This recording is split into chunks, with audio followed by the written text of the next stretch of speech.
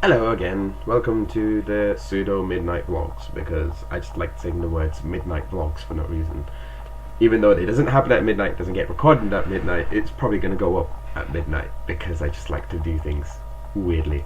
So yes, if you didn't already know, this is my vlogs when I just want to ramble about random stuff. It doesn't matter whether this is not meant to have high production value. I am recording this on my webcam.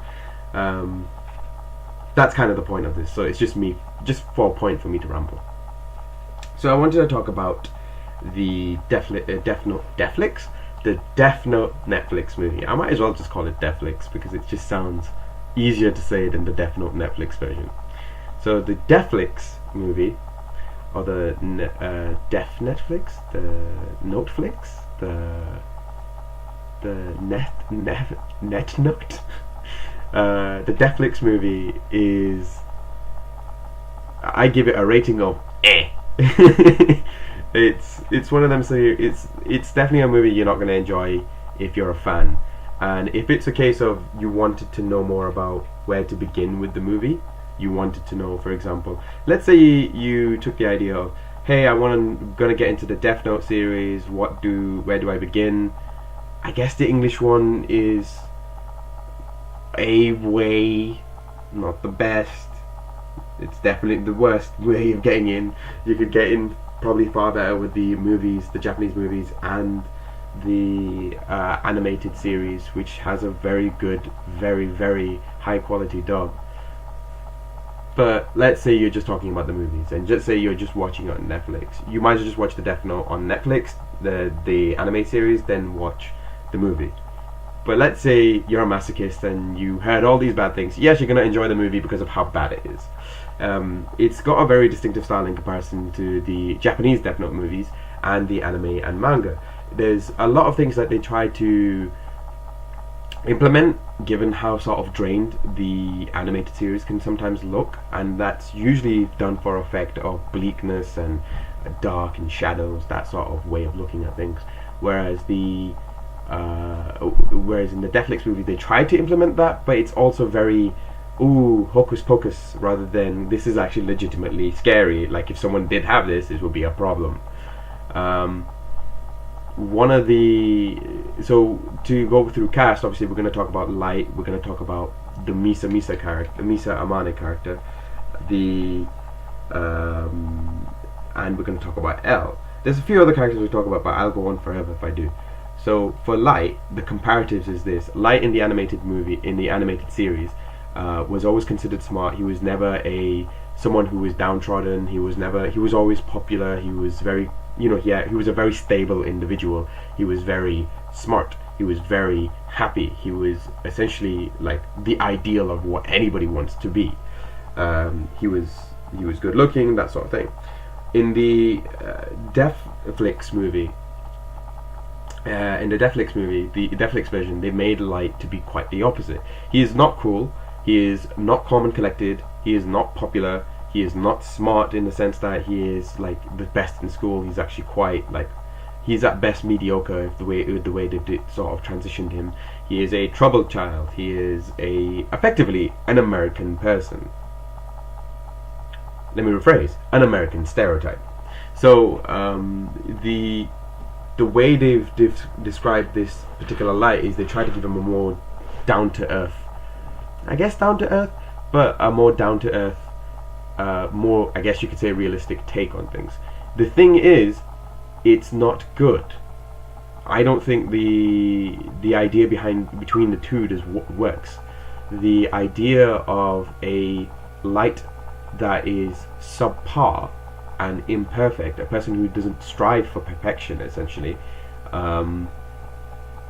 isn't the type of person who would actually do really well with the Death Note, because he has no commitment. He has no sort of real role. So to go through his sort of intent in the Death Note animated series, the way he did it was, he was such a big person on justice. He believed in his father's sort of principles so much that he effectively tried to test out the theory. He checked out what happened with someone who was on death row, who was acquitted, and it turns out that the legal system didn't give justice to the people who deserved it. to that, it kind of broke his ultimate ideal. He wanted to be a lawyer slash court judge, and it turns out that he was wrong.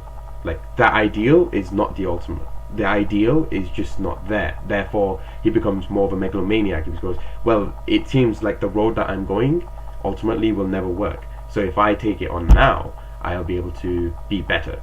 Whereas the Kira that we have here, the Kira in the Netflix movie, has this mentality that his mother was killed by someone who was in the courtroom and was acquitted, and in the end, that was his driving force.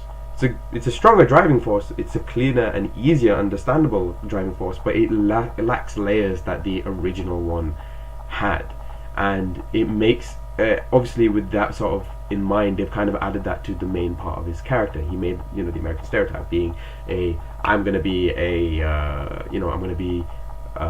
bit of a bully, or I'm not going to be very receptive, I'm not going to be very disciplined, I'm a bit of a delinquent, I'm going to be this, that, and the other. And that's why I feel that it lacks. But this is a different Kira we're dealing with. This is our main guy. So let's go to the opposite spectrum. We have L. L is a very methodical, very self-assured type individual. The only thing he lacks is social cues and understanding at times. He's so sort of hard-headed and very wrecking ball-like individual in the animated series that he didn't care for social standing. That's why Watari was usually present as a means of being as a handler. It's not that L couldn't deal with social situations. It was more to do with L being he was so enamored with justice and being this form of justice that he didn't care about social situations. Whereas the L that we have in the Netflix movie is much more, you could say, he is much harder to deal with in a social situation, because he is again, he's much more of a wrecking ball type character. He's still they've got that bit down, but they've also sort of neutered his intelligence or why he would do certain things. They've kept his sort of monotone type speech, but they have had the phone. They have had the, what's the word I'm looking for? They kind of kept his smarts. They kept a lot of things intact, if I'm honest. And I think the casting was fine. I think the writing was a bit off, and that's where I find some of my issues. They made him seem less manageable.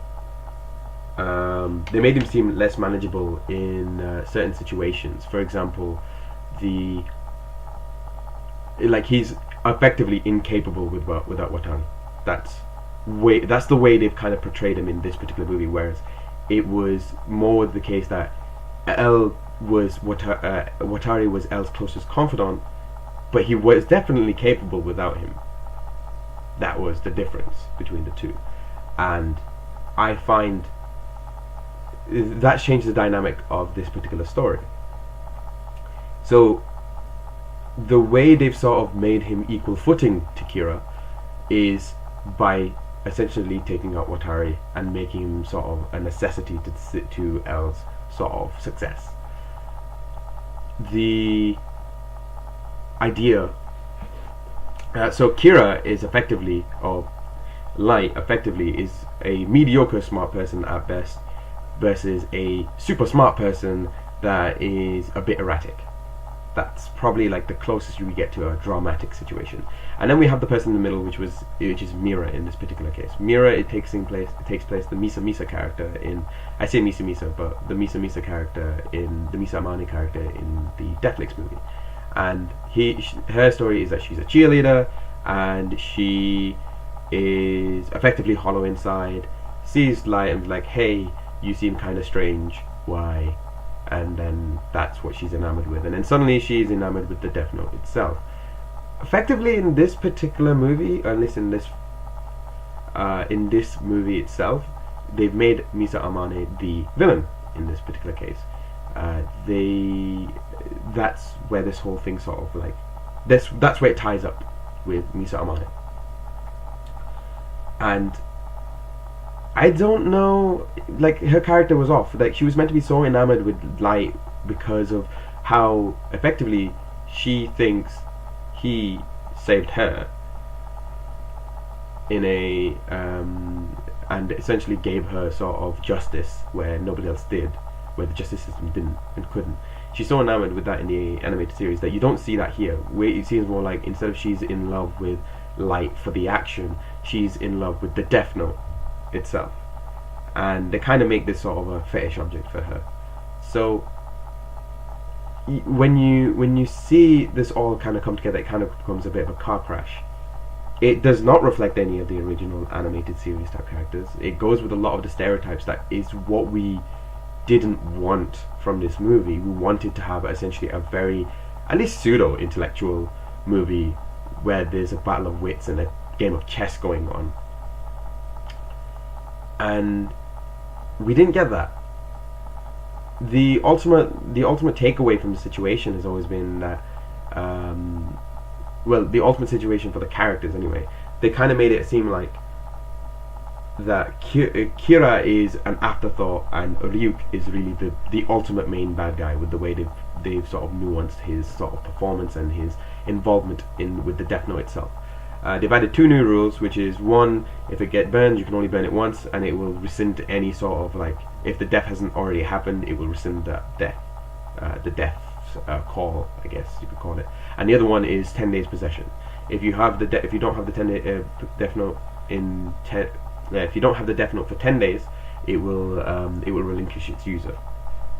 And I don't like those rules because it takes away a lot of elements that could be, like, one of the best things about the animated series was that it used loopholes like it was its hand, effectively. Like it was finding loopholes on a regular basis, and that was what made that series so interesting.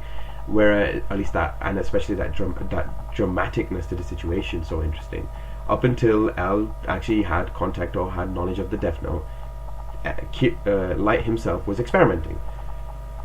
It's what we didn't see with this particular part of the Netflix series. We didn't see any sort of experimentation of what could be done with the Death Note. It takes that away because there was no relinquishing, there was no A, B, and C sort of scenario, there was no there was no sense of drama to that.